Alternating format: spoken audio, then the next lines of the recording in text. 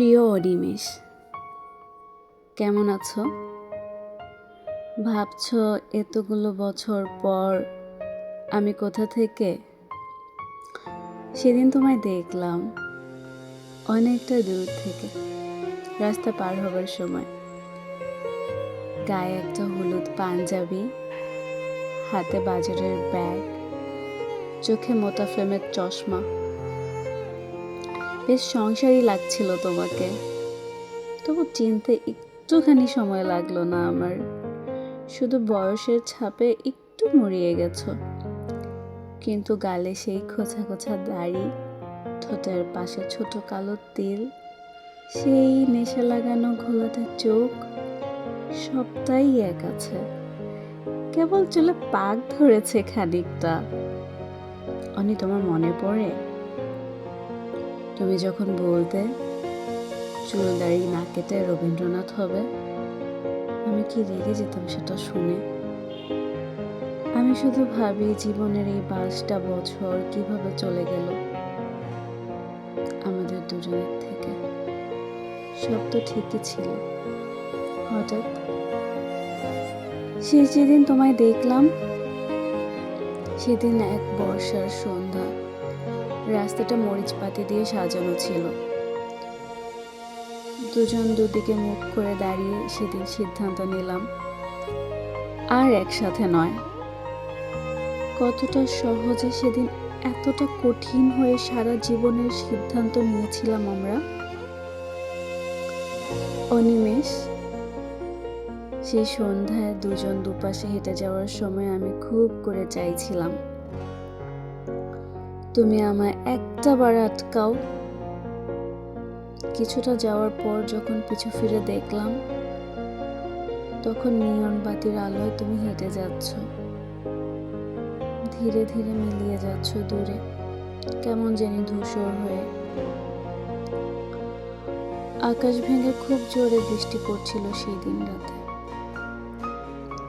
আমি আমার উত্তরের ঘরটায় বসে তোমার ফোনের অপেক্ষায় ছিলাম।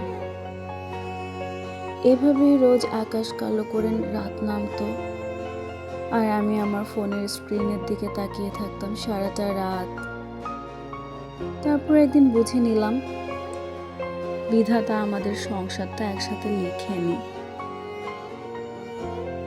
অনিয়া, আমি 1000বার টের পেয়েছি দূরত্ব বাড়ানো সহজ, বিচ্ছেদ সহজ। জটিল ছিল শুধু আমাদের শূন্যতা একেবারে মুছে ফেলা।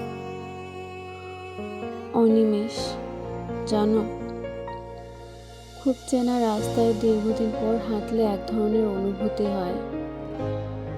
সেদিন রাতে রাস্তা পার হবার সময় যখন তোমার মুখটা দেখলাম, মুহূর্তেই আমার সমস্ত অতীত চোখের সামনে উলটপালট হয়ে গেল। সেই দিন তোমায় একটুখানি ছুঁয়ে দেখা হয়নি। 22টা বছর আমাদের এতটা দূরে সরিয়ে দিল কি করে অনিমেষ? মাঝে মাঝে ভীষণ ইচ্ছে হয় জানো, পুরাতনে ফিরে যাই। আবার গোধূলির সময় শহরের শেষ মাথায় বসে জ্যোৎস্নার আলো মাখি, তোমার মোটা ফ্রেমের চশমার নিচে যত্ন করে লুকিয়ে রাখা চোখের দিকে তাকিয়ে আমি আবার নেশাগ্রস্ত হই। আচ্ছা অনি, তোমার সেই বইয়ের নেশাটা এখনো আছে? তুমি ভালোবাসতে বুদ্ধদেব গুহ আর আমি সমরেশ মজুমদার। সেই 18 কি 20 বছর বয়স তখন আমার। তারপরেই একদিন বসন্তের মতো তুমি জীবনে এলে। আমার এখন বয়স বেড়েছে অনি। মুখে কুচকানো চামড়া, চোখের নিচে কালো দাগ, তলপেটের মেদ, মাথায় কমে যাওয়া চুল, শরীরে রোগের ভাষা মুহূর্তেই মনে করিয়ে দেয় আমি কতটা মরিয়ে গেছি বয়সের তুলনায়। সবাই আমায় সান্ত্বনা দেয়, কিন্তু মন বলে আমি আর বেশি দিন নেই। অনিমেষ, জানো, মৃত্যুর দরজাটা খুব কাছ থেকে দেখেছি আমি। এখন এক একটা দিন আমার কাছে কেবল স্রষ্টার উপহার।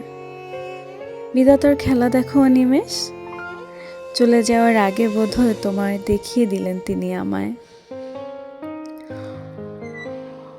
অনি, আমরা না এখনো একই শহরে আছি, তাও কতটা ভীষণ দূরে, তাই না?